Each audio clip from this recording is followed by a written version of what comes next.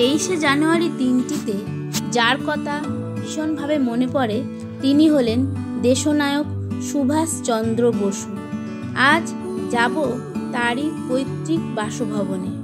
সুভাষগ্রামের এই পৈতৃক বাসভবন। সুভাষগ্রামে স্টেশনে নেমে সেখানে অটো বা রিক্সা করে চলে যাব নেতাজির পৈতৃক বাসভবনে। সুভাষগ্রাম স্টেশনে নেতাজির মূর্তিকেও সুন্দরভাবে সাজিয়ে তোলা হয়েছিল। এখন আমরা এসে পৌঁছেছি নেতাজির পৈতৃক বাসভবনে। চারিদিকে উঁচু পাঁচিল দিয়ে ঘেরা এই বাসভবন। সুভাষগ্রামের কোদালিয়া গ্রামে অবস্থিত এই বাসভবন। হরনাথ বসু আজ থেকে প্রায় 150 বছর আগে এই বাড়িটি তৈরি করেছিলেন। সুভাষচন্দ্রের পিতা জানকীনাথ বসু 1860 সালে এখানেই জন্মগ্রহণ করেন। 1885 সাল নাগাদ তিনি তার পরিবার নিয়ে কটকে চলে যান। সেখানেই নেতাজির জন্ম হয়। এর কিছুদিন পরে তারা কলকাতার এলগিন রোডের বাড়িতে চলে আসেন। এই সময় মাঝে মধ্যেই কলকাতা থেকে জানকীনাথ বসু এই সুভাষগ্রামের পৈতৃক বাড়িতে আসতেন। পুজোর সময় যখন তিনি এই পৈতৃক বাড়িতে আসতেন তখন সঙ্গে থাকত ছোট্ট সুভাষ। এই সুভাষগ্রামের নাম ছিল আগে চাংরিপোতা। সুভাষচন্দ্রের নাম অনুসারেই এখানকার নাম হয় সুভাষগ্রাম। এই সুভাষগ্রামেরই কোদালিয়া গ্রামে নেতাজি সুভাষের পৈতৃক বসত বাড়ি। বাড়িটির ভেতরের ছবি তোলার অনুমতি না থাকায় বাইরে থেকেই দেখানো হলো।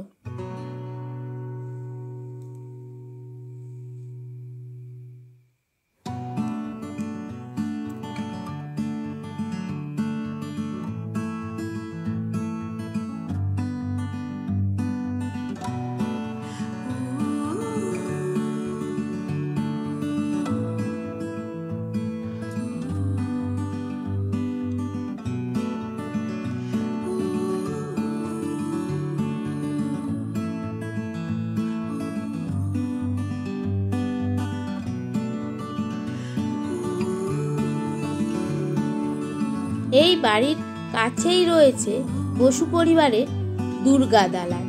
এই দুর্গা দালানে আজও দুর্গাপুজো হয়। বসু পরিবারের অনেক উত্তরসূরি এখনও এই দুর্গা দালানে পুজোর সময় এসে উপস্থিত হন। 23শে জানুয়ারির দিনটিতে এই দুর্গা দালানের সামনের প্রাঙ্গণে এক্সিবিশনের ব্যবস্থা করা হয়েছিল। ছোটদের হাতের তৈরি বিভিন্ন কাজ এবং বিভিন্ন ছবি দিয়ে সাজানো হয়েছিল প্রাঙ্গণটিকে। আমরা সেই প্রাঙ্গণটিকেই সুন্দরভাবে দেখলাম। এই দুর্গা দালানের পাশেই রয়েছে একটা পোস্ট অফিস এবং একটি লাইব্রেরি। লাইব্রেরির ওপরে নেতাজির বিভিন্ন কর্মকাণ্ড নিয়ে একটি মিউজিয়াম গড়ে তোলা হয়েছিল।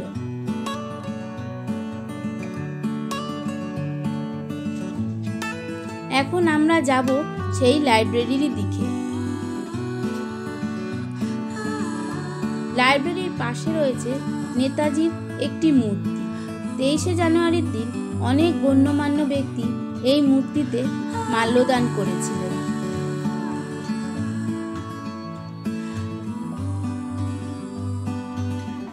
এই দিন বিভিন্ন অনুষ্ঠানেরও ব্যবস্থা ছিল। নেতাজি কৃষ্টিকেন্দ্র তরফ থেকে এখানে অনুষ্ঠানেরও ব্যবস্থা করা হয়েছিল।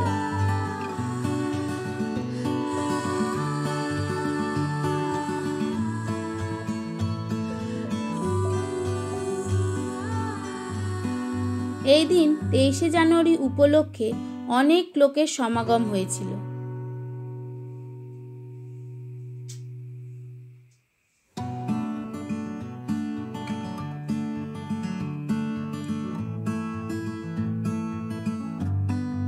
এখন আমরা চলে যাচ্ছি লাইব্রেরির দিকে এবং লাইব্রেরির ওপরে রয়েছে মিউজিয়ামটি।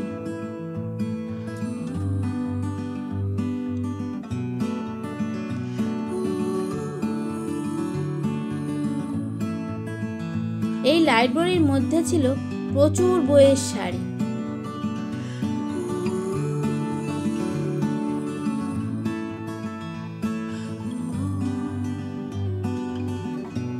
এটা হলো লাইব্রেরির পাশের মিউজিয়াম।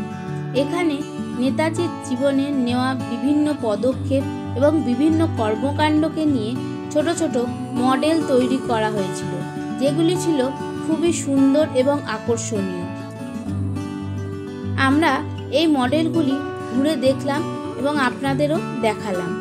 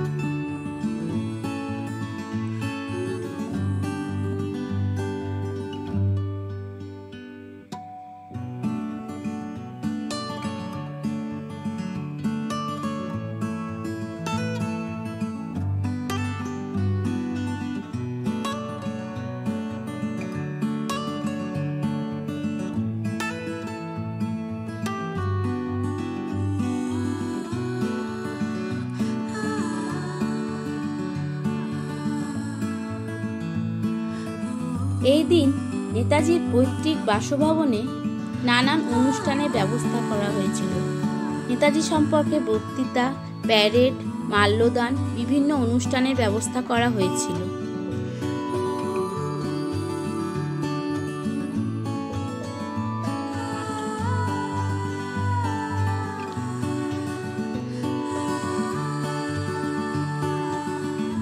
ভিডিওটি কেমন লাগলো জানাবেন। ভালো লেগে থাকলে লাইক, কমেন্ট ও সাবস্ক্রাইব করে দেবেন। নমস্কার।